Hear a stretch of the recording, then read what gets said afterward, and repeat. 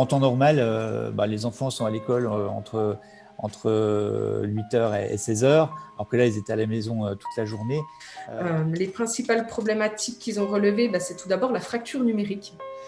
On a des personnes sur les territoires qui encore n'ont pas de connexion Internet, pas d'ordinateur, pas de smartphone. Le 19 novembre 2020 s'est tenu le premier forum emploi-diversité 100% digital. Plus de 1000 personnes sont connectées à cet événement qui proposait 8 conférences, 4 ateliers et des job dating. Découvrons ensemble la plénière sur le thème du télétravail en temps de Covid et de l'égalité professionnelle entre les femmes et les hommes. On va aborder des questions liées au contexte que nous traversons en lien avec l'égalité professionnelle, qui est intitulée, donc une plénière intitulée « Télétravail généralisé et digitalisation des métiers dans le contexte du reconfinement lié à l'urgence sanitaire Covid-19, quelle place on peut faire pour l'égalité professionnelle et salariale au sein des organisations ?» On accueille avec nous Isabelle Galmiche, déléguée départementale Côte d'Or, cette fois, du droit des femmes. Nous accueillons également Carla Martinez de FET. Nous accueillons Maïté Marandin, responsable de projet pour l'insertion économique. Stéphane Gueff, président BNI et dirigeant de Wasacom. Et également Elisabeth Ferraud-Vallée, experte label diversité et égalité du groupe AFNOR. Bonjour à toutes et à tous. J'espère que vous allez bien et que l'accès à la conférence s'est fait normalement pour vous. Est-ce qu'Isabelle est là? Oui, bonjour à tous et toutes. Alors, attendez, bougez pas. J'essaye de reconnecter ma souris. Avec 2 ordinateurs, aujourd'hui, c'est compliqué.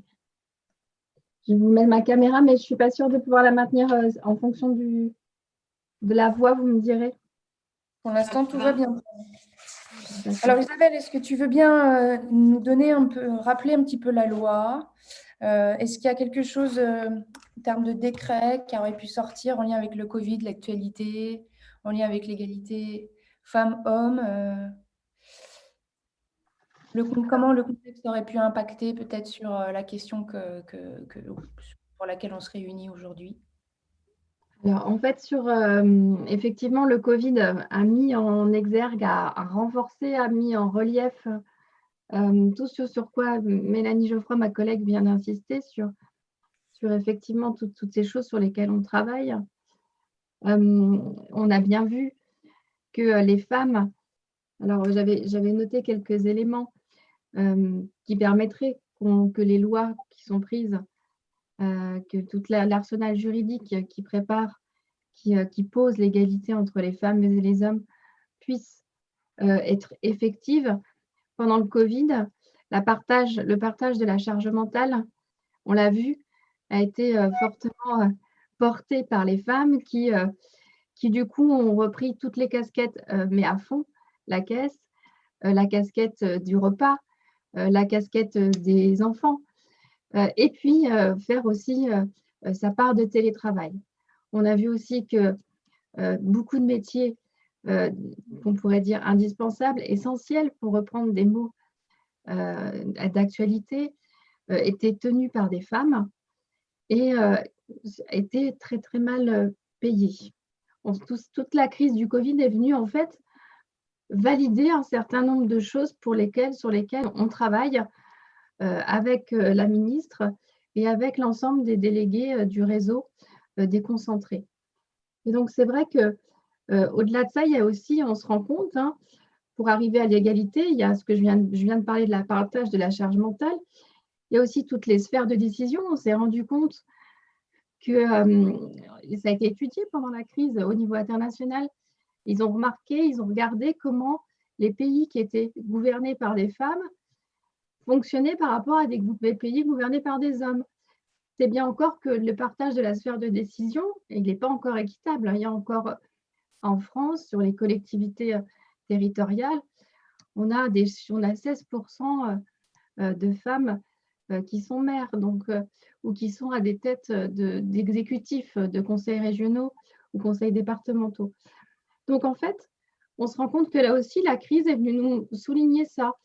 Pareil, on se rend compte aussi, et on a essayé, donc la ministre, elle a fait, enfin, le service droits des femmes et la ministre ont souligné pendant la crise qu'il y avait dans les médias très peu de place pour des experts hommes.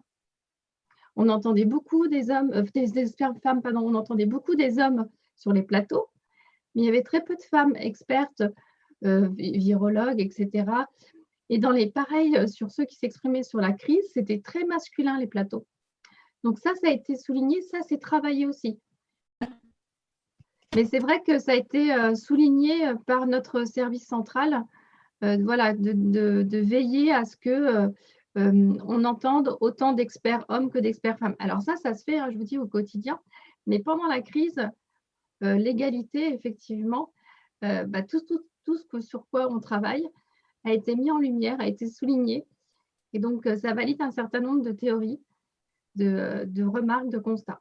Donc, voilà ce que je pouvais apporter déjà sur ça. Merci Isabelle. Alors, Carla Martinez, vous avez travaillé sur un rapport Covid et égalité. Alors, bonjour à toutes et à tous. Alors, je suis Carla Martinez et je travaille pour une structure qui s'appelle FED, Femmes Égalité Emploi. Je suis chargée de projet. Pour ceux qui ne nous connaissent pas, FED est une structure qui travaille sur la thématique de l'égalité professionnelle entre les femmes et les hommes. Nous sommes basés à Dijon, mais nous déployons nos actions aussi sur toute la région Bourgogne-Franche-Comté, sur le Grand Est et les Hauts-de-France, principalement. Alors, donc aujourd'hui, effectivement, comme disait Céline, je souhaite vous parler d'une consultation. Oui, c'est pas un rapport, ce que je vais vous présenter, c'est plutôt une synthèse d'une consultation que FED a lancée à la fin du confinement au mois de mai dernier. Et alors, la consultation est sur l'impact de la crise sanitaire sur l'égalité professionnelle en entreprise. Alors, donc là, je pense que je peux faire défiler ma présentation. J'essaye, je n'ai jamais fait comme ça. Non, ça n'avance pas. Je ne sais pas comment il faut faire. Tu vas devoir, Jean-Marie, soit tu donnes l'accès à Carla, soit tu… Jean-Marie, Ah, c'est bon. Je pense que ça met un petit moment. Alors, donc, comme je vous disais, à la fin du premier confinement, nous avons donc réfléchi, on avait envie de savoir comment ça s'était passé pour les personnes qu'on connaît. C'est une consultation qu'on a lancée, ce n'est pas une enquête vraiment avec une valeur statistique, c'est vraiment quelque chose qu'on a fait à l'interne.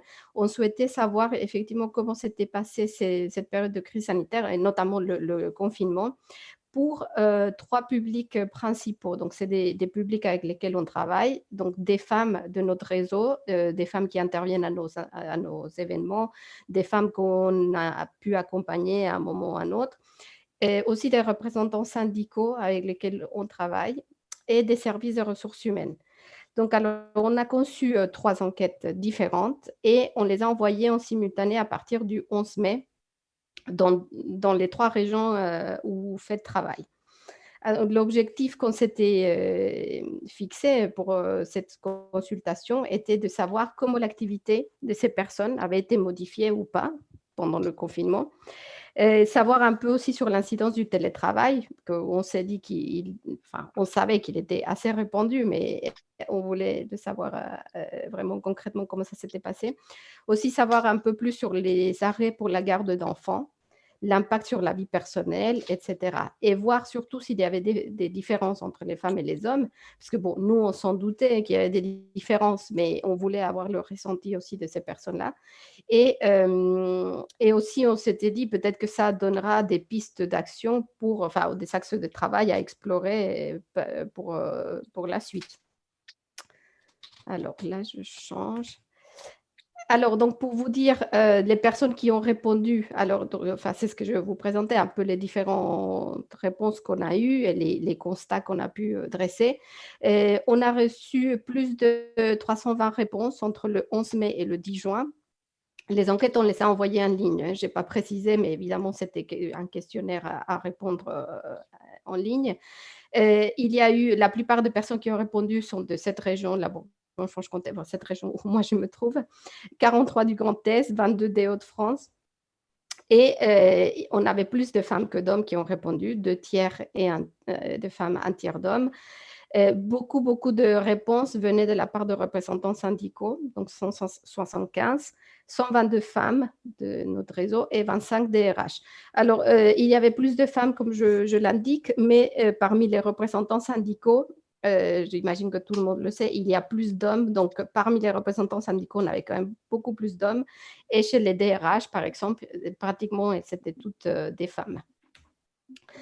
Donc, alors, les principaux constats qu'on a pu dresser suite aux réponses qu'on a obtenues, par rapport à la poursuite de l'activité des personnes qu'on a questionnées, alors l'activité de l'entreprise où ces personnes travaillaient s'est poursuivie, enfin, pour 3/4 des répondants, malgré le confinement, mais presque la moitié ont dit que leur activité avait été en baisse. Et les entreprises ou les structures dans lesquelles ces personnes travaillent ont largement eu recours au télétravail, comme on s'en doutait. Donc, 70% de représentants syndicaux et presque 90% des femmes qui ont répondu ont déclaré avoir été en télétravail. Enfin, évidemment, c'est pour ceux et celles qui ont poursuivi leur activité pendant le confinement. Et donc, bon, vous voyez que évidemment le télétravail était vraiment très, très fréquent. Alors, on a posé des questions sur comment les conditions de travail avaient été modifiées ou pas, hein. Donc, évidemment, donc, il y a le télétravail. Il y avait pour 30% des personnes une activité partielle, un changement de poste temporaire pour 15%, des heures supplémentaires qui ont été effectuées pour 8,5% et pas de changement pour 5% d'entre eux. Alors, on a donc posé la question, est-ce que vous estimez qu'il y a des différences entre femmes et hommes par rapport soit au télétravail, par rapport à comment ça s'est organisé, aux conditions de travail? Alors, un peu plus d'1 tiers de répondantes ont dit, répondantes ont dit oui, on voit des différences. Donc, 1 tiers, ce n'est pas énorme. Mais ils se sont dit que surtout, c'était lié à la garde d'enfants. Il y a eu des arrêts pour la garde d'enfants dans quasiment toutes les entreprises, mais cela a concerné majoritairement des femmes. Et alors, les personnes aussi ont dit, les différences qu'on peut voir sont plutôt liées au métier ou au poste occupé par la personne, mais pas au sexe. Enfin, ils disaient, c'est pas parce qu'on est un homme ou une femme, c'est juste que hommes et femmes ne sont pas dans les mêmes métiers, donc c'est pour ça qu'il y a des différences. Et alors, les 2 tiers restants nous disent ne pas avoir vu vraiment de différence entre les 2 sexes. Enfin, c'est ce qu'ils ont répondu dans les réponses précisément, hein. Mais après, bon, évidemment, on verra qu'il y a quand même des différences. Ben, ça avance plus. Merci. Alors, comme on disait tout à l'heure, il y a eu surtout des arrêts de travail pour garder les enfants et notamment pour les femmes, mais on nous a parlé aussi d'autres arrêts de travail. Donc, je voulais montrer ici. Donc, la plupart sont pour garder les enfants, mais il y a eu aussi une mise en chômage partiel d'une partie des salariés. Alors ça, c'est plus les représentants syndicaux ou les DRH qui nous ont répondu à ces questions-là. Les femmes qu'on a questionnées ne savaient pas forcément quelle était la situation d'autres personnes dans leur entreprise. Bon, il y a eu des fins de CDD, fin de suspension de contrat d'intérim ou fermeture totale de l'entreprise. Et alors, par rapport à la garde d'enfants, comme je le disais, ah mince, j'ai pas fini. Ouais, non, je l'ai déjà dit, c'est surtout les femmes qui ont été concernées et impactées par ces arrêts. Oui, on peut avancer, s'il vous plaît. Alors, on a posé une question aussi sur le revenu. Est-ce qu'il y avait eu une perte de revenus, selon eux, pour certaines personnes? Et alors, notamment, ce sont les représentants syndicaux qui nous ont parlé de ça. 50% d'entre eux ont déclaré que les salariés avaient effectivement subi une perte de revenus. Mais il disait pareil, ces personnes-là disaient, je ne vois pas de différence entre femmes et hommes. Par contre, en discutant après, parce que je n'ai pas précisé, après cette enquête en ligne, on a quand même contacté par téléphone quelques personnes pour approfondir un peu les réponses, des personnes qui avaient accepté d'être recontactées, qui avaient laissé leurs coordonnées. Donc, certains nous ont parlé, par exemple, des primes Covid qui avaient été plutôt attribuées aux ouvriers et qui le plus souvent étaient des hommes. Donc, il semblerait que ces avantages sur la rémunération ont davantage profité aux hommes en raison des différents métiers exercés. Donc, même s'ils ont l'impression qu'il n'y a pas eu vraiment de différence, il y a par exemple ce type des primes qui ont bénéficié plus aux hommes. Et alors, un des points centraux, c'était la conciliation des temps de vie, évidemment, avec cette situation de télétravail, avec souvent des enfants à la maison. Donc, là, je fais un focus aussi sur les représentants syndicaux qui nous ont vraiment dit avoir la volonté de réfléchir davantage sur cette thématique-là. 55% des femmes représentantes syndicales et 38% des hommes ont indiqué souhaiter travailler sur cette thématique dans les mois à venir, soit en négociant un accord parce qu'il n'existait pas dans leur entreprise, par exemple sur le télétravail, en formalisant une charte, etc., parce qu'ils se sont rendus compte qu'évidemment, ce télétravail poursuivre même après ce confinement. On peut changer.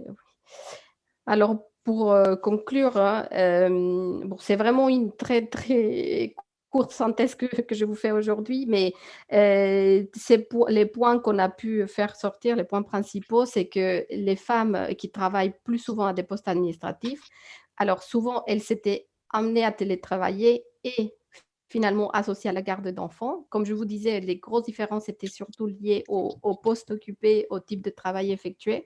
Donc, beaucoup de femmes se sont retrouvées quand même à la maison avec les enfants.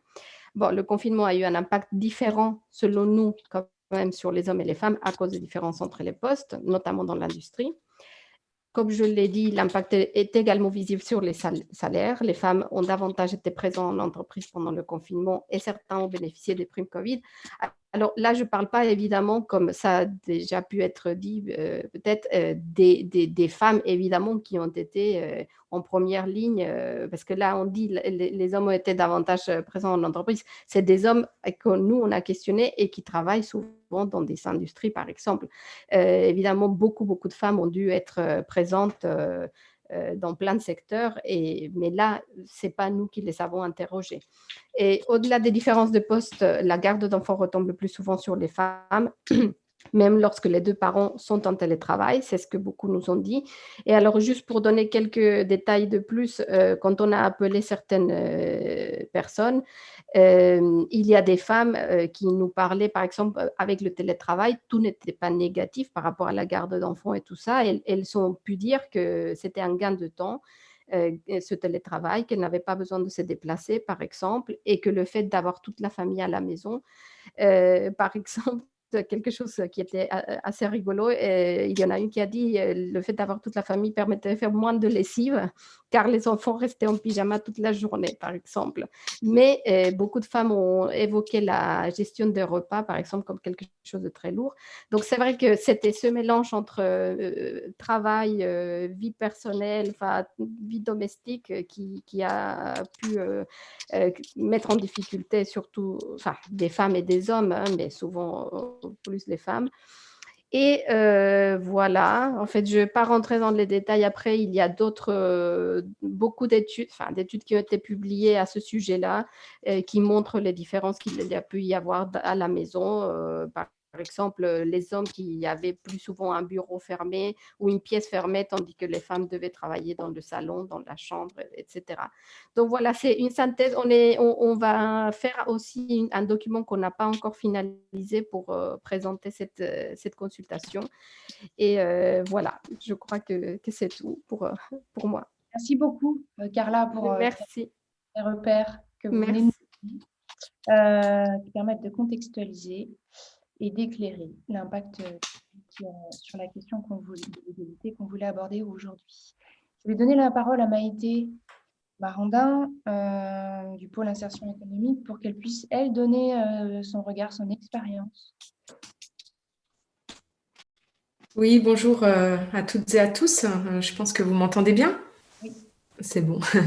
Merci Céline de nous passer la parole. Alors moi, je vais plutôt être sur un retour de pratique d'entreprise, puisqu'au niveau du pôle ressources insertion par l'activité économique, on anime des groupes de travail avec des structures d'insertion.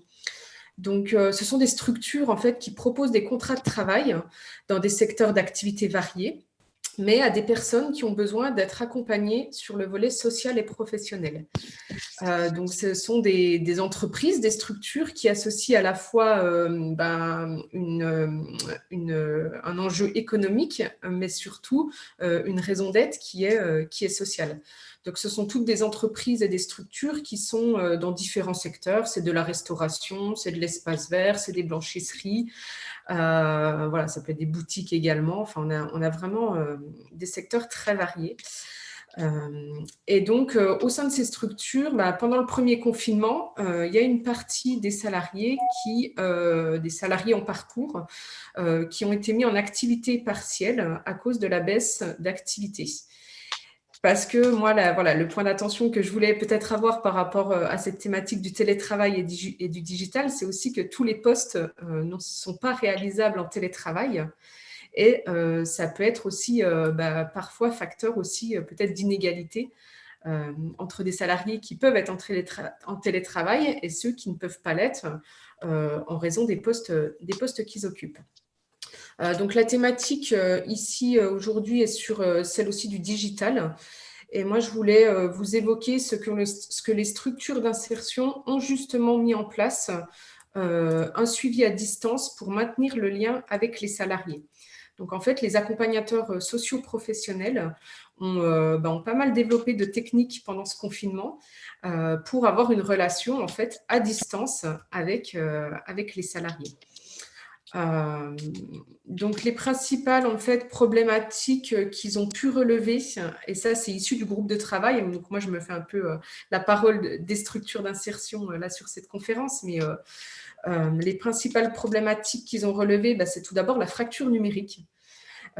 Puisque on a des personnes sur les territoires qui encore n'ont pas de connexion Internet, pas d'ordinateur, pas de smartphone ou une méconnaissance des usages. Parce qu'entre un usage qu'on peut en faire de loisir et puis un usage qui est peut-être plus professionnel ou administratif, il y a quand même des différences. Donc ça, c'est quand même une des premières problématiques sur la fracture numérique. Ensuite, ce qui a été relevé au niveau des salariés qui sont accompagnés par les structures d'insertion, c'est toutes les problématiques d'ordre administratif. Par exemple, en période de confinement, gérer la relation avec des administrations, des organismes d'accompagnement tels que Pôle emploi, la CAF. Donc, il y a eu un gros travail à faire à ce niveau-là. Une autre problématique relevée, c'est celle des problématiques liées à la langue, avec parfois une incompréhension des mesures sanitaires, donc une nécessité d'avoir beaucoup de pédagogie vis-à-vis des salariés. Et puis enfin, là, je me fais le lien avec l'intervention de Carla juste avant moi, les problématiques sociales qui ont pu être renforcées par le confinement, notamment l'impact sur la vie personnelle et la conciliation des temps de vie, avec davantage d'isolement, des enfants à la maison, parfois dans des espaces restreints d'habitation, et avec tout ce que ça peut engendrer comme difficultés psychologiques aussi pour les personnes et également des difficultés de santé. Donc, une fois que les travailleurs, les accompagnateurs des structures d'insertion ont relevé ces problématiques, ils se sont mobilisés pour mettre en place des outils RH pour accompagner leurs salariés à distance. Donc, ça passe, par exemple, et c'est ça dont je voulais vous faire part et peut-être aussi discuter par la suite. Ils ont mis en place des fiches résumant les numéros essentiels, par exemple les urgences santé, les urgences sanitaires, les urgences dentistes, tabac infoservice. Donc, des fiches, en fait, techniques à disposition de leurs salariés. Ils ont également, par exemple, envoyé à distance un coloriage pour les enfants, pour un peu apaiser aussi les relations dans la famille. Donc, on est aussi sur la thématique de cette conférence-là, sur la conciliation. Également, une initiative assez intéressante, la mobilisation d'un psy d'un psychologue, enfin d'une psychologue mutualisée pour voilà, rappeler éventuellement des salariés avec leur accord, bien évidemment, hein, qui auraient des difficultés. Des fiches de suivi des appels aussi pour les entretiens, pour voilà, tracer vraiment les entretiens qui ont été réalisés à distance avec les salariés. Et puis également des groupes WhatsApp qui ont été mis en place. Alors pour ne pas les citer, ça peut être d'autres opérateurs d'ailleurs, mais voilà, le retour qu'on a eu, en tout cas, c'est des groupes qui ont permis la communication entre les salariés. Voilà, pour essayer bien sûr de garder le lien et de ne pas interrompre le lien pendant cette période difficile. Voilà un peu pour les outils dont je voulais vous faire part, qui ont été mis en place au niveau RH, avec un point qui est important, c'est l'approche. Des points clés au niveau de l'approche. Tout d'abord, de disposer du consentement, hein, puisque l'idée, c'est d'être dans un cadre qui est respectueux et consenti par le salarié, et la nécessité, en fait, d'adapter le mode de communication aux outils dont disposent les salariés. Donc, pour certains, ça a été davantage des SMS. Pour d'autres, ça a pu être de la visio. Voilà, il y a une nécessité en fait d'adaptation vraiment constante et individualisée, avec bien sûr aussi le respect de la RGPD, la réglementation sur la protection des données. Au niveau de l'approche, les structures ont aussi passé du temps à rappeler le contexte et pourquoi finalement la relation change quand on est à distance. Et comment on arrive à faire aussi passer l'attention et l'empathie à travers l'écran. Les salariés avaient pour l'habitude d'avoir des entretiens en direct avec les accompagnateurs socio-professionnels ou avec les RH. Et là, on était à distance. Donc, il faut aussi arriver à se donner des objectifs de durée du rendez-vous et des créneaux en fait, de temporalité de rendez-vous pour pas que cela se fasse voilà, entre deux. Et puis également, dans l'approche, le dernier point, ça a été la nécessité aussi de préparer des récits aussi positifs, puisque le contexte était difficile, avec des situations parfois assez négatives dans les familles. Donc, il y avait aussi un enjeu à retrouver des expériences positives et à faire part aux salariés aussi de ce qui allait bien, puisqu'on l'a vu pendant le Covid, il y a eu aussi des initiatives voilà, très positives en matière de solidarité, par exemple. Donc, c'est une nécessité vraiment d'accompagner les salariés. Donc, je vais conclure là-dessus. On a réalisé une fiche avec le réseau Coras Bourgogne-Franche-Comté qui est disponible sur notre site internet et qui reprend voilà, ce retour d'expérience dont je viens vous faire part sur cette question du lien, du digital et de comment on garde le lien à distance et quel impact le confinement a pu avoir aussi sur les situations sociales et familiale. Très bien, merci Maïté. Je reprends le relais. Céline a pu donc s'absenter. Je vais donc reprendre le relais. Maïté, merci beaucoup pour ce témoignage, pour ce retour d'expérience. On voit là que des actions mises en œuvre dans le cadre des entreprises d'insertion, c'est de bonnes pratiques qui peuvent inspirer aussi des entreprises traditionnelles.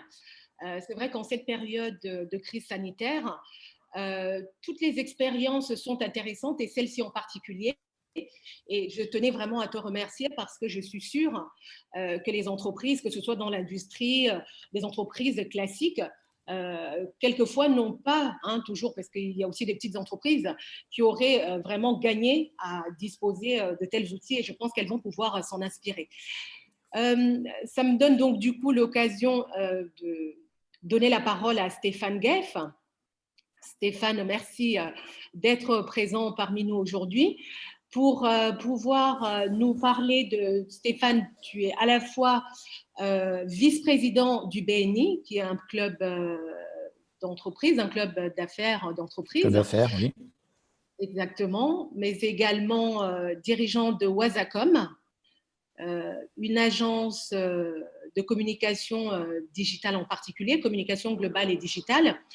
Ce qui nous intéresse, Stéphane, dans ton approche, c'est vraiment en tant qu'entreprise dans le numérique, dans le digital, comment se pose cette question de l'égalité femmes-hommes, et dans ce contexte de crise sanitaire, comment les choses se présentent? Quel peut être ton retour à la fois le premier confinement et là, on a un second confinement? Alors peut-être ton expérience à la fois de dirigeant de Wazacom, entreprise évoluant dans le numérique, mais aussi en tant que dirigeant, en tout cas vice-président du BNI, parce que là aussi, je pense qu'il y a certainement des choses à nous dire. La parole à toi, Steve. Bonjour à tous. Déjà, en termes de retour d'expérience, ça a été un saut dans l'inconnu. On nous a annoncé le samedi que le mardi, on devait tous rester chez nous. Et pour beaucoup d'entrepreneurs, en tant que vice-président du groupe BNI 3 de Besançon, on s'est retrouvés tous à sauter les pieds joints de la falaise sans savoir vraiment ce qu'il allait se passer. Alors, il faut reconnaître, je vais corroborer ce qui a été dit tout à l'heure et en même temps, j'en serai un petit peu aussi le contre-exemple derrière. Mais c'est vrai que l'inégalité dans cette période particulière de confinement a été surtout liée, à mon sens, au métier. Là, on a été en plein dedans puisqu'on s'est rendu compte que certains métiers avaient besoin de présentiel, de physique pour travailler, alors que d'autres pouvaient très bien travailler à distance. Donc, on s'est retrouvé vraiment dans des schémas d'entreprise très, très différents avec des gens, et on le revit encore en ce moment, hein, on a des clients qui sont commerçants et du jour au lendemain, on leur dit vous fermez et puis il n'y a pas moyen pour eux de continuer une activité. Et puis d'autres entreprises comme la mienne, qui est une agence de communication surtout orientée sur le digital, où effectivement, on peut continuer une activité, même s'il y a une contraction de l'économie et que l'activité se réduit quand même un petit peu, on peut continuer à travailler quasi normalement. Donc là, il y a une profonde inégalité aussi par rapport aux outils, puisque nous, de par notre métier, on est coutumier de l'outil digital, on est équipé. On nous a dit le samedi, mardi, vous travaillez à la maison. En gros, le lundi, on s'est organisé et le mardi matin, tout était OK, on pouvait continuer l'activité. Pour d'autres entreprises, pour d'autres entrepreneurs, c'est beaucoup plus compliqué. Il y a un lien à l'outil numérique qui n'est pas un outil de travail quotidien, qui n'est pas maîtrisé, et ils se retrouvent dans une situation très complexe où effectivement, ils n'ont pas accès aux outils. On a aussi la problématique des connexions Internet, où là, on n'est plus vraiment dans une question de métier, mais effectivement une inégalité par rapport au territoire, où effectivement, on peut se retrouver avec des gens qui ont une bonne connexion et d'autres qui ont des problèmes de connexion. Voilà, donc, nous, on a réussi à mettre tout ça au niveau de l'entreprise. Là, je parle de mon expérience personnelle, très rapidement. On était déjà dans une phase où on se posait des questions sur le télétravail, puisqu'on a des salariés, notamment une développeuse qui habite à une centaine de kilomètres de son lieu de travail, de l'agence. Donc, effectivement, elle fait beaucoup de routes. C'est aussi un choix personnel. Elle a acheté une maison avant d'être embauchée. Il y a des choix de vie là derrière. Mais c'est vrai qu'on se posait déjà des questions par rapport à ça, et ça a été l'occasion de franchir le pas. Et on s'est rendu compte que ça fonctionnait très, très bien, puisque pendant la période de premier confinement, on a réussi à maintenir notre activité à un très bon niveau. Donc, le télétravail, c'est très bien organisé, c'est très bien passé. On n'a pas eu de soucis par rapport à ça. Les soucis qu'on a eus, ça a été plus sur l'aspect moral. Le fait de ne pas se voir ne pas se voir concrètement, physiquement, présentiellement pendant 2 mois et demi. Pour le moral des salariés, nous, on est une agence où on est 5-6 personnes. Les liens entre les personnes sont très forts. On travaille vraiment dans une bonne ambiance, une bonne humeur, et on a du plaisir à travailler avec les autres. Donc, le fait de ne pas se voir vraiment concrètement pendant 2 mois et demi a pu être compliqué pour certains salariés qui déprimaient tout seuls chez eux. Donc, le contre-coup était plus moral. Voilà. Et ça a été un vrai plaisir de pouvoir se retrouver après et échanger. Alors, on a pérennisé quand même ce télétravail, justement. On a gardé lors des confinements la possibilité pour chaque salarié de télétravailler 2 ou 3 jours par semaine s'il le souhaite. Donc effectivement, pour la développeuse qui a plus d'1 heure de route le matin et 1 heure de route le soir, c'était un vrai confort et ça fonctionne très très bien comme ça. Donc ça nous a permis de faire un premier pas un petit peu contraint, un petit peu forcé dans le télétravail auquel on pensait, mais où on ne savait pas, on n'était pas sûr que ça allait bien se passer et tout ça. Et finalement, voilà, de le pérenniser dans l'entreprise pour le confort de tous. Et puis, on a d'autres salariés qui, eux, pour ou des raisons personnelles, ils préfèrent travailler au bureau, ils préfèrent voir les autres, ou alors pour des raisons techniques, parce qu'ils ont des problèmes de connexion dans leur domicile. On préférait dire non, moi je préfère revenir en présentiel à plein temps et mettre le télétravail de côté. Donc on a laissé la possibilité lors du déconfinement à chaque salarié de, on va dire, organiser son temps de travail entre le télétravail et le présentiel, mais aussi au niveau des horaires de travail. On a retravaillé sur les horaires de travail pour que chacun puisse, on va dire, organiser un petit peu ses horaires, venir plus tôt, partir plus tôt, venir plus tard, partir plus tard, tout ça pour qu'il y ait une certaine liberté, parce qu'on s'est rendu compte pendant le confinement que les gens étaient autonomes et que ça fonctionnait comme ça. Alors maintenant, il y a un autre problème là derrière, à mon avis, c'est que quelque part, on ajoute une discrimination qui est sur la capacité des gens à être autonomes. On a des salariés qui sont très autonomes et ce n'est pas un problème pour eux de leur dire tu restes chez toi, voilà ce que tu as à faire, il n'y a pas de souci, tout fonctionne très bien. Et puis d'autres salariés pour qui c'est un vrai calvaire parce qu'ils ont besoin d'être dans un environnement, ils ont besoin d'avoir quelqu'un qui va leur dire fais ci, fais ça. Et lâchés en autonomie, ils sont perdus et ils sont déstabilisés. Donc là, il y a un critère, à mon avis, qui est dangereux sur du moyen terme, c'est que finalement, pour des gens qui n'ont pas la capacité d'être autonomes, ils peuvent être éloignés du marché de l'emploi. Et puis après, je vais faire un retour d'expérience très personnel sur la manière dont pour moi s'est passé ce confinement, puisque là, on revient sur la notion de métier. Moi, il se trouve que mon épouse travaille dans le domaine de la santé. Elle est infirmière anesthésiste. Donc, autant dire que pour elle, le confinement, ça n'a pas existé. Elle a fait le choix de travailler à mi-temps pour avoir plus de temps pour elle et les enfants. Et là, on ne lui a pas laissé le choix. On lui a dit tu reviens à plein temps. Donc, elle s'est retrouvée dans une période où elle a travaillé beaucoup plus que d'habitude, dans des conditions dégradées. Et c'est moi qui me suis retrouvé, de par mon activité qui permettait le télétravail, seul à la maison avec les enfants. Donc là, on a eu une inversion des rôles classiques. Et effectivement, je me suis retrouvé à devoir à la fois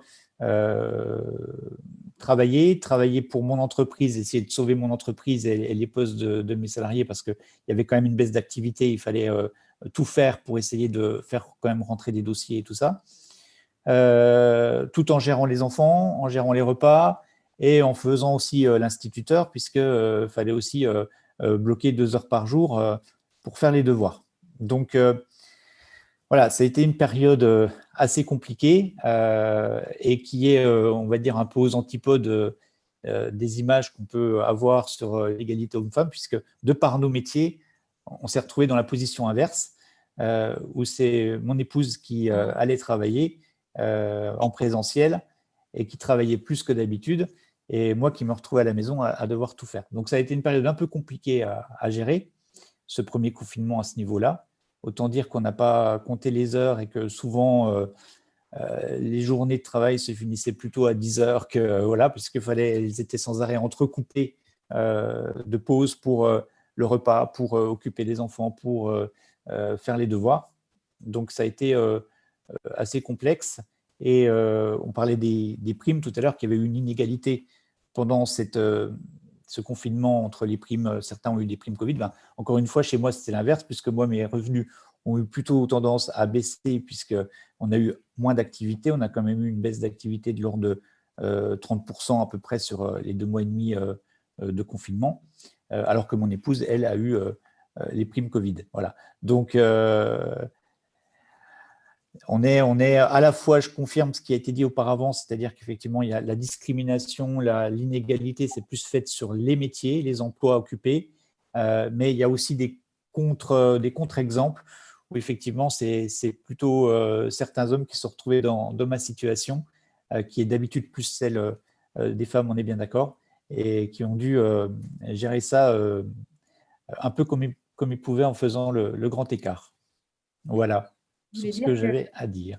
la situation du confinement vous a précipité dans une situation où la répartition de la vie professionnelle et la vie privée a été complètement renversée, en fait. Bah, ça a été quasiment parce qu'en temps normal, bah, on est plutôt sur l'inverse, c'est-à-dire que voilà, mon épouse a fait le choix de travailler à mi-temps pour avoir plus de temps pour elle et s'occuper des enfants. Donc c'est plus elle qui les prend en charge, même si on se partage quand même les rôles, notamment au niveau de moi souvent je les emmène à l'école et elle va les rechercher. Enfin voilà, il y a quand même un partage à ce niveau-là. Mais c'est vrai que ce partage est toujours un petit peu inégal, puisque déjà du fait qu'elle travaille à 50%, bah forcément elle a plus de temps, donc forcément elle a plus de temps aussi pour s'occuper des enfants. Du coup, c'est vrai que si on fait une répartition, elle passe beaucoup plus de temps, on va dire, sur toutes ces tâches-là. Donc il y a une inégalité de base, mais qui là, du coup, s'est retrouvée complètement inversée. On a quasiment interverti nos rôles, puisque d'habitude, c'est plutôt moi qui pars, qui fait des grosses journées de travail et puis qui suis moins à la maison. Et là, c'est moi qui étais à la maison à 100% et c'était elle qui partait, qui a fait de très, très grosses semaines, quoi. Ok. Voilà. Donc, pendant quelques semaines, vous avez pu expérimenter ce que votre femme vit la plupart du temps dans un contexte normal. Pas tout à fait dans un contexte normal quand même, parce que c'est vrai que en temps normal, bah, les enfants sont à l'école entre 8h et 16h, alors que là, ils étaient à la maison toute la journée. Il n'y avait pas de pause. En fait, dans un contexte normal, il y a des pauses. Là, il n'y en avait pas. En temps normal, on a quand même la possibilité aussi de sortir et d'avoir des loisirs. Alors que là, il n'y avait pas de loisirs, il n'y avait plus rien d'autre qui existait. Que effectivement, alors on a la chance de ne pas habiter dans un 20 mètres carrés parisien et d'avoir un petit bout de terrain et tout ça, donc ça a été très supportable. Mais c'est vrai que on a non seulement inversé les rôles, mais en plus dans une situation extrême. Tout comme pour elle, la situation était aussi extrême au niveau de son travail, puisque elle s'est retrouvée dans des conditions de travail extrêmement dégradées, puisqu'ils devaient tous, on va dire, faire leur jour et leur semaine en réa avec des patients Covid. Donc, c'était quelque chose de complètement inhabituel. Tout comme au niveau professionnel, c'était inhabituel aussi, puisqu'on n'avait plus moyen d'aller voir les clients, donc d'aller chercher des dossiers pour alimenter son équipe. Donc, il y avait cette double punition, j'ai envie de dire. Ouais. En tout cas, l'accumulation de L'accumulation, voilà. Qui rend le quotidien très délicat, qui a rendu le quotidien très délicat. C'est vrai que Céline, du coup, je voulais quand même donc effectivement remercier Stéphane pour ce témoignage qui montre bien que cette crise sanitaire chamboule totalement l'organisation familiale et professionnelle et qu'à chaque fois, il faut se réinventer. Merci. Merci beaucoup, M. Gueff. Merci à vous. Alors, après ces prises de parole qui ont pu situer cette question dans ce contexte délicat et difficile pour beaucoup de monde, je vous propose qu'on donne la parole à Elisabeth Ferro-Vallée, experte label diversité et égalité du groupe AFNOR, en binôme avec Isabelle Galmich, déléguée départementale des droits des femmes, pour parler d'un outil que nous avons co-construit avec Halte Discrimination, qui s'appelle Destination Égalité, qui est une plateforme numérique collaborative, à partir de laquelle on propose un outil qui s'appelle le Passeport Égalité, pour aborder cette thématique dans le concret des organisations, à partir de leur process RH, mais également à partir de leur gouvernance et de leur management. Alors, Elisabeth, on est venu te chercher pour que tu puisses, avec ton expérience du label égalité, nous apporter une validation et puis ton savoir, en fait, hein, aussi très concrètement, de manière à ce que cet outil qu'on a voulu construire à partir d'une approche intégrative puisse voilà, opérer véritablement le changement de culture qu'on poursuit. Est-ce que tu peux nous parler un petit peu de ce travail, voilà, pourquoi tu as dit oui, et puis voilà, comment tu as abordé cette collaboration et le résultat aussi, bien sûr. Je te donne la parole. Merci. Bonjour, donc oui, je suis Elisabeth Ferro-Vallée, je travaille au sein du groupe AFNOR, particulièrement sur les labels égalité et diversité, qui sont un peu des feuilles de route pour aborder ces sujets. Et je suis également auditrice en qualité et en environnement, ce qui permet d'aborder ces sujets-là de façon objective, en essayant de se départir de ce sujet très humain et qui fait appel à l'intime, exercice délicat, mais qu'on essaye de réussir. Alors, pourquoi j'ai accepté la proposition de Halte Discrimination de travailler sur ce passeport? C'est que Halte Discrimination m'avait invité l'année dernière au Forum Emploi, déjà, où j'étais intervenue. J'avais trouvé la démarche intéressante et je suis toujours partante sur les bonnes initiatives qui permettent de donner des idées aux entreprises ou aux administrations pour travailler le sujet de l'égalité entre les femmes et les hommes et la lutte contre les discriminations. En plus, on me proposait un travail collégial, coopératif, ce qui est toujours très intéressant parce que de confronter différents points de vue, ça enrichit le discours et surtout, ça permet d'avoir à la fin un outil vraiment pédagogique et factuel. Donc au cours on a travaillé dessus depuis, Céline, tu m'arrêtes, mais je crois que c'est depuis avril, mai. En fait, on a travaillé à distance. L'exercice s'y prêtait, hein, il me semble que c'est ça. Tu es intervenu quand on était à peu près à la moitié du processus. Oui, c'est ça. On a commencé, nous, à travailler avec Isabelle et Mireille il y a même avant en été 2019. Donc, oui, voilà. Donc, moi, je suis arrivée en cours de route. Une grosse partie du travail avait été fait. Et ça a été un plaisir. Alors, on a eu des grandes discussions. On a essayé de trouver des fiches qui soient à plusieurs niveaux. Un premier niveau à la fois pour la découverte du sujet, un niveau pour les personnes, les entreprises qui veulent aller beaucoup plus loin, et également des trucs et astuces, des bonnes pratiques et, il ne faut pas l'oublier quand même, le rappel de la loi qui peut être un levier fort intéressant pour travailler sur ces sujets. merci. Elisabeth, peut-être tu reprendras la main. Je vais donner la parole à Isabelle Galmiche, puisque c'est une des actrices majeures qui a rendu possible l'élaboration de cet outil, pour donner peut-être quelques informations liées au contexte. Comment il est né, ce projet, pourquoi la Direction régionale aux droits des femmes a souhaité financer la réalisation de ce projet. Tu es là, Isabelle? Oui, vous m'entendez? Oui. Ok. Donc, en fait, effectivement, c'est un projet qui est né en 2019.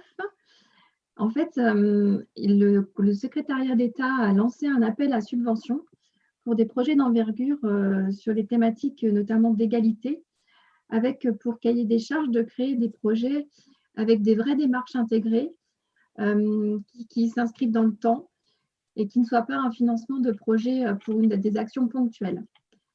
Et puis, c'est vrai qu'on avait travaillé avec Céline dans le cadre du Forum de la diversité, qu'on avait échangé donc en 2018, qu'on avait partagé un certain nombre de constats, de valeurs que porte la discrime. Et c'est vrai que je me suis rendu compte qu'il me manquait un outil parce que j'avais souvent des structures ou des établissements qui me sollicitaient pour des interventions Et j'étais un peu frustrée de repartir de l'établissement ou de la structure en me disant, j'ai fait mon intervention, j'ai planté ma petite graine, mais je ne sais pas si derrière, il y aura une poursuite. Donc l'idée, c'était, je le compare souvent avec la méthode de la démarche développement durable, c'est comme si vous faites une intervention sur le développement durable et que derrière, vous ne mettez pas les poubelles de tri. Eh bien, l'égalité, c'est pareil. Si vous faites une intervention pour le 8 mars, mais que derrière, vous êtes dans votre structure, vous ne faites pas attention à mettre en place des process pour lutter contre le sexisme et favoriser l'égalité femmes-hommes, bah, ça ne sert à rien. Vous avez rempli votre petite case et puis voilà. Donc, l'idée du projet, c'est vraiment de proposer une ressource qui est la plateforme qui va vous être présentée, une ressource numérique. Hein, on est aussi sur, même si le numérique pour le développement durable, ce n'est pas la panacée, mais l'idée, c'était de pouvoir mettre à jour régulièrement les infos et les ressources, mais aussi de les partager, de les faire vivre, de les faire évoluer ensemble. Donc, l'idée de la plateforme numérique, c'est ça, qui va vous être présenté, le fameux passeport. Et puis, l'idée, c'était aussi de proposer des parcours égalité. Donc, un parcours pro, où effectivement, on a un parcours avec différentes actions pour inscrire sa structure dans une démarche globale et globalisante sur l'égalité, avec un diagnostic pour commencer, et puis l'accompagnement sur un plan d'action, en sachant que pour ce parcours, Aldiscrime n'est pas le seul intervenant, puisque l'idée, c'est que les actions qui vont être pensées, imaginées, travaillées avec l'ensemble de la structure, eh bien, ces actions pourront faire intervenir des experts locaux, comme vous avez vu tout à l'heure fait, comme la Ligue de l'enseignement, comme Solidarité Femmes ou le CIDFF, qui sont des experts sur soit l'égalité, soit la lutte contre les violences, qui font partie du socle à travailler. Et puis, vous avez le parcours scolaire. Là, c'est un parcours qui est à destination des établissements. L'idée, c'est pareil que pour le parcours pro, on embarque tout le monde. C'est-à-dire qu'on ne va pas seulement sensibiliser les élèves, mais qu'on veut former ou sensibiliser l'ensemble de l'établissement, toutes les équipes, du chef d'établissement jusqu'à la personne qui travaille à la cantine ou qui va s'occuper des espaces verts ou l'infirmière, enfin voilà, tout le monde. Embarquer tout le monde avec un passeport pour la destination qui est l'égalité. Donc voilà, c'est un projet ambitieux, mais c'est un projet qui est collaboratif, qui est pour l'instant pilote sur le département 21, mais qui a vocation à se déployer, à être un outil au service de l'égalité, saisissable par l'ensemble, notamment des chefs d'établissement, des établissements scolaires de Bourgogne-Franche-Comté, mais avec l'ambition aussi que toutes les entreprises, les structures de nos territoires puissent en bénéficier, puissent l'enrichir aussi, puisqu'il est collaboratif. Et ça a été vraiment un plaisir de travailler. Et c'est vrai qu'avec Elisabeth disait qu'on a eu plein de moments d'échange. Et j'espère qu'on en aura d'autres pour le faire encore évoluer parce que c'était très riche et très sympa. Voilà. Alors, je voulais juste rebondir par rapport aux interventions précédentes qui ont été très, très intéressantes. Hein, il y a eu par rapport à l'impact du confinement sur les femmes au travail, les femmes et les hommes au travail, en plus de l'étude de fait que je découvre, hein, qui est intéressante aussi. Il y en a eu pas mal aussi au niveau de McKinsey, au niveau de Médéric Médéris, au niveau de l'Ipsos. Et en fait, alors c'est un petit peu différent, c'est-à-dire que là, dans l'étude de fait, il y avait, j'ai noté, moi, 86,7% des femmes qui étaient arrêtées pour garde d'enfants. Donc, pour rassurer Monsieur Gueff, effectivement, on n'est pas à 100%. Donc oui, il y avait des hommes qui étaient également en arrêt ou aussi qui devaient s'occuper des enfants. Heureusement, tout n'est pas à 0 ou à 100%. Hein, ne négligeons pas cet aspect. Mais pour dire que, par exemple, au niveau de l'étude de Women for the Workplace, hein, de McKinsey, les femmes étaient 1,5 fois plus épuisées que les hommes. Ce n'est quand même pas anodin. C'est vrai qu'il y a eu un impact important. Le harcèlement moral aussi a été développé et constaté au cours de cette période. Donc finalement, tout ça pour dire que le télétravail est une forme d'organisation du travail qu'il doit être travaillé. Vous l'avez très bien dit au niveau de vos témoignages, que ce soit Madame Marandin ou Monsieur Gueff. Là, ça a été un peu contraint et forcé hein, de le mettre en place.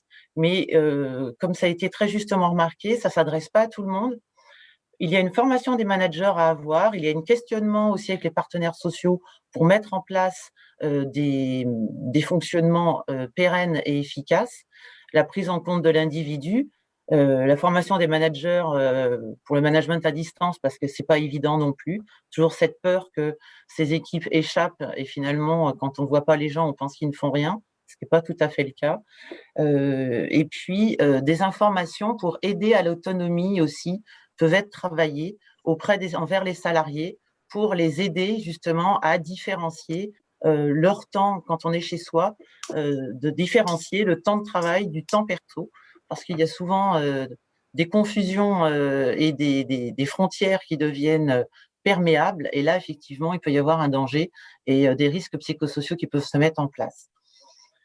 Au niveau des rémunérations, que ce soit pendant le confinement ou hors confinement, il y a aussi des différences, mais ce n'est que la résultante finalement de tout le recrutement, une possible absence de mixité des métiers, à la fois de façon horizontale, où on a des filières techniques, des filières administratives assez typées au niveau des sexes, au niveau vertical aussi, entre l'occupation des postes de management, ou des différentes catégories socio-professionnelles où les femmes et les hommes n'ont pas forcément une égale répartition. Bref, une fois qu'on a dit ça, on n'a rien dit. Maintenant, comment on agit?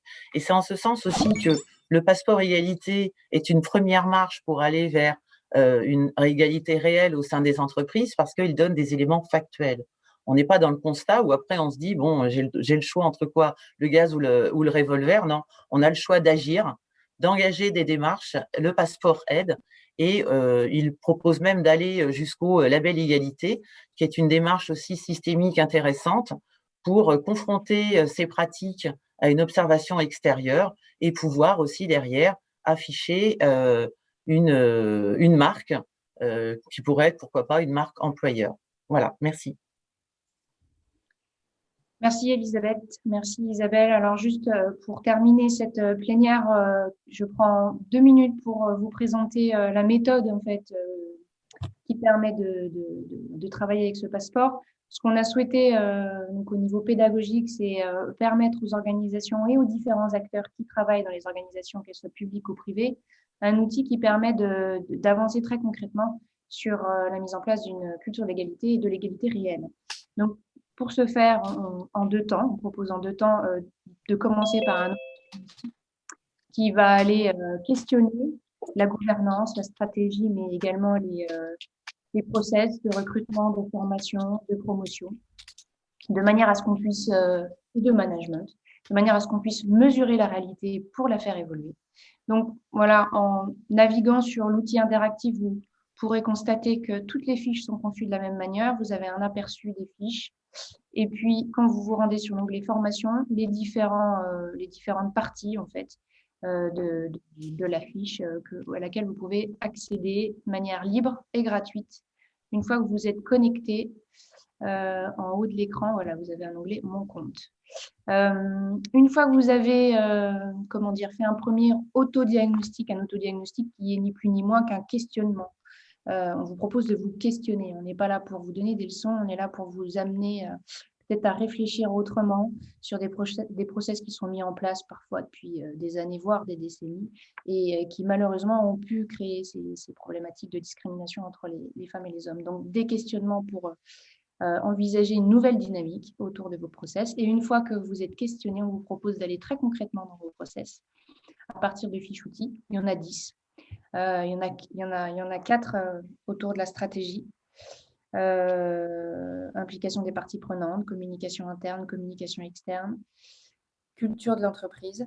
Il y en a 4 autour des procédures RH pour favoriser l'égalité dans le recrutement, dans la promotion, l'accès aux formations et dans la rémunération, et 2 qui permettent d'appréhender l'égalité au niveau du management pour identifier et stopper les comportements sexistes et pour sanctionner le harcèlement.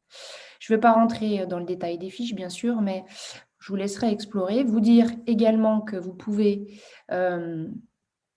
demander à recevoir le passeport sous version PDF de manière à pouvoir le consulter en l'imprimant ou le transmettre à vos collègues. Vous avez juste à nous soumettre votre mail et on vous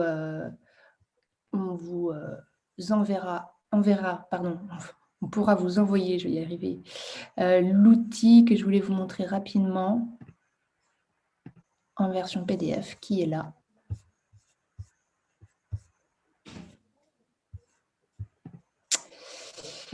Voilà, et qui est un condensé donc, de tout ce que vous pourrez retrouver sur le fiche de manière en numérique, donc en PDF. Je vais y arriver.